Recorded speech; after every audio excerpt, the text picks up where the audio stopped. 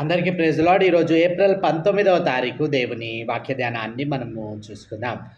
ప్రాముఖ్యంగా పౌలు తిమోతికి రాస్తున్నటువంటి విషయాలను మనం ఒక్కొక్కటిగా గ్రహిస్తూ ఉన్నాం, గమనిస్తూ ఉన్నాం. అయితే ఇక్కడ పౌలు మొదటగా సంఘములో అంటే ఆత్మీయ కుటుంబములో ఉన్నటువంటి పాపాన్ని పెద్దవారైనటువంటి పురుషులు, అట్లాగే యవనస్తులు, అట్లాగే యవన స్త్రీలు, అట్లాగే స్త్రీలలో ఉండేటటువంటి పాపాన్ని ఏ విధమైనటువంటి బాంధవ్యము కలిగి వారిని హెచ్చరించాలో పౌలు అక్కడ చెప్పినట్లుగా మనం చూడగలుగుతూ ఉంటాం.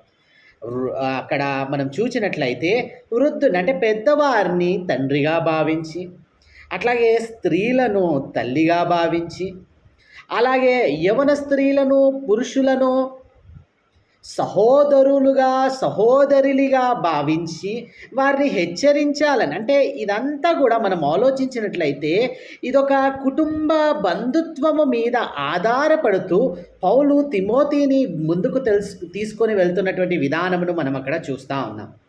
అట్లాగే నిన్నటి దినాన మనము చూసినటువంటి విషయము ఆ విధవరాండ్రను సంఘము సన్మానించవలసినటువంటి ఆ అవసరతను అక్కడ జ్ఞాపకం చేస్తున్నట్లుగా మనం చూడగలుగుతాం. ఈరోజు మనం చూసేటటువంటి విషయము ఆ విధవరాండ్రను సన్మానించాలని చెప్పాడు. అట్లాగే విధవరాలికి పిల్లలున్నటువంటి వారేమి చేయాలి, అట్లాగే పిల్లలు ఏకాకి అయినటువంటి విధవరాలి విషయంలో సంఘము వ్యవహరించవలసినటువంటి తీరు, అట్లాగే ఆమె ఎవరి మీద ఆధారపడకుండా దేవుని మీద ఆధారపడి ముందుకు వెళ్ళాలనేటటువంటి ఆ తత్వము కలిగి ఉండాలనేటటువంటి దాని గురించి, ఇటువంటి విషయాలన్నీ నిన్నటి దినాన మనం ధ్యానం చేసి ఉంటాం. ఈరోజు మనం ధ్యానం చేసేటటువంటి విషయము వాక్యానుసారమైనటువంటి విధవరాలు. అంటే పౌలు యొక్క ఉద్దేశంలో అసలు సంఘములోని విధవరాండ్రు అంటే ఎటువంటి వారిని విధవరాండ్రుగా ఎంచాలి అని చెప్పడంలో గురించి ఇక్కడ పౌలు ఎంతో విశదపరిచి రాసినట్లుగా మనం అక్కడ చూడగలుగుతూ ఉంటాం. కాబట్టి ఈ విషయాన్ని మనం ఇక్కడ ఆలోచించినట్లయితే రెండు గుంపులుగా మనం విభజించుకున్నట్లయితే వాక్యానుసారమైనటువంటి విధవరాలు, వాక్య విరుద్ధ జీవితాన్ని కలిగి ఉంటున్నటువంటి విధవరాలుగా ఈ పౌలు రాసినటువంటి ఈరోజు ధ్యానంలో మనం చూడబోతా ఉన్నాం. ఈరోజు మనం ధ్యానం చేసేటటువంటి వచనాలు తిమోతికి రాసినటువంటి మొదటి పత్రిక 5వ అధ్యాయము 8వ వచనం నుంచి 16వ వచనం వరకు గల వాక్య భాగాన్ని మనం ధ్యానం చేయబోతా ఉన్నాం. అక్కడ మనం చూసినట్లయితే 8వ వచనంలో మనం చదువుకున్నట్లయితే, ఎవడైనను స్వకీయులను విశేషముగా తన ఇంటి వారిని సంరక్షింపకపోయిన ఎడల వాడు విశ్వాస త్యాగము చేసిన వాడై అవిశ్వాసి కన్నా చెడ్డవాడై ఉండును. ఈ విషయాన్ని ఇక్కడ మనం గుర్తించాలి. ఇక్కడ నేటి దినాన అనేకులకు ఈ మాట కనువిప్పు అనేటటువంటి విషయాన్ని ఇక్కడ మనం ఆలోచించాలి. నేటి దినాన అనేక మంది వారి యొక్క ఇంటివారి రక్షణ విషయంలో నిర్లక్ష్యం వహిస్తూ ఉన్నారు. అందుకనే స్వకీయులను విశేషముగా తన ఇంటి వారిని సంరక్షించకపోయిన ఎడలా అని అంటాడు. అంటే ఇక్కడ ఆలోచించాల్సినటువంటి విషయం ఏంటంటే, అయ్యా ఒక ఇంటి వ్యక్తిగా ఇంటి వారిని సంరక్షించడము అది నీ బాధ్యత.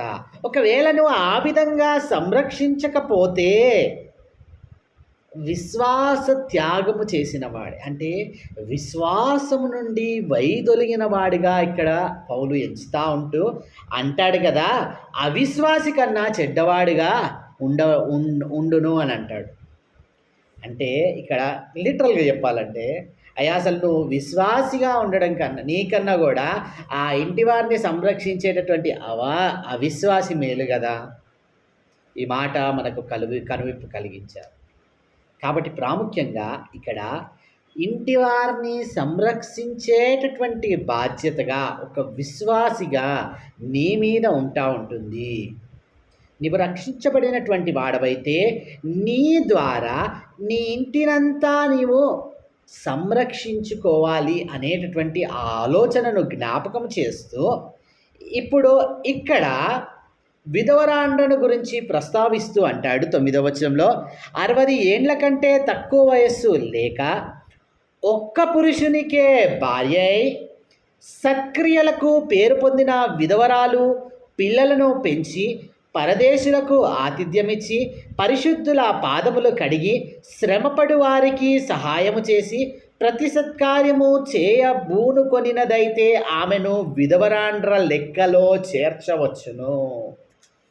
పౌలు యొక్క క్లియర్ ఇంటెన్షన్ రిగార్డింగ్ విడోస్ అంటే ఇక్కడ స్పష్టంగా మనం గ్రహించాల్సినటువంటి విషయము ఆ పౌలు ఇస్తున్నటువంటి విధవరాలు అనేటటువంటి ఆ మాటకు పౌలు ఇస్తున్నటువంటి నిర్వచనము ఆలోచించాలి. లోకం లెక్కలో కాదు, ఇది దేవుని యొక్క వాక్యపు లెక్కలో విధవరాండ్రగా ఎవరిని ఎంచాలి సంఘములో అని పౌలు ఇక్కడ హెచ్చరిక చేస్తాడు. ఏమంటా ఉన్నాడు?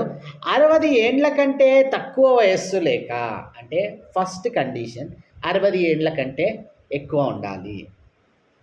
ఇంకా రెండవది అక్కడ చెప్తాడు, ఒక్క పురుషునికే భార్య అయి.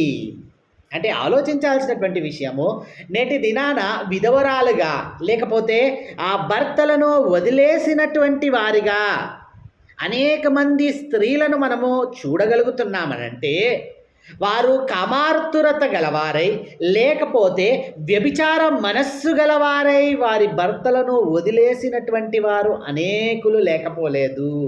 అందుకనే పౌలు ఇక్కడ క్లియర్గా మనకు కోట్ చేస్తున్నటువంటి విషయము, మొదటి కండిషన్ ఏమో 60 ఏండ్ల కంటే తక్కువ వయస్సు లేక అంటాడు. రెండవ కండిషన్ పౌలు అక్కడ ఇస్తున్నది ఒక్క పురుషునికే భార్య.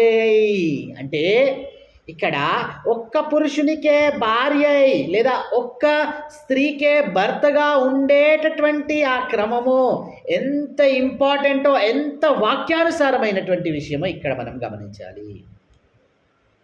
అందుకని ఏమంటాడు? ఒక్క పురుషునికే భార్య. ఇంకేమంటా ఉన్నాడు 10వ వచనంలో, సత్క్రియలకు పేరు పొందిన విధవరాలు పిల్లలను ఏం చేస్తుందంటే అండి, నా భర్త చనిపోయాడు కాబట్టి నేను ఇంకేం చేయలేను అని పిల్లలను గాలికి వదిలేస్తారా? కాదు. పిల్లలను పెంపకం విషయంలో వదిలిపెట్టేస్తారా? కాదు. ఏమంటా ఉన్నారు అక్కడ క్లియర్గా, పిల్లలను పెంచి సత్క్రియలకు పేరు పొందిన అని అంటాడు. అంటే అక్కడ వారు అందరికీ మేలు చేసేటటువంటి వారిగా ఇక్కడ చెప్పబడేటటువంటి వారిగా ఉండాలని పౌలు ఇక్కడ జ్ఞాపకం చేస్తాను. అంత మట్టుకే కాకుండా పిల్లలను పెంచి అట్లాగే పరదేశులకు ఆతిథ్యం ఇచ్చి, ఆతిథ్యం విషయంలో కూడా ఇక్కడ ఎంతో ఇంపార్టెన్స్ మనం జ్ఞాపకం చేసుకోవాలి. నేటి దినాన క్రైస్తవ కుటుంబాలలో కూడా ఇటువంటి ఆతిథ్యము ఉండటం లేదు అంటే ఎంతో శోచనీయము.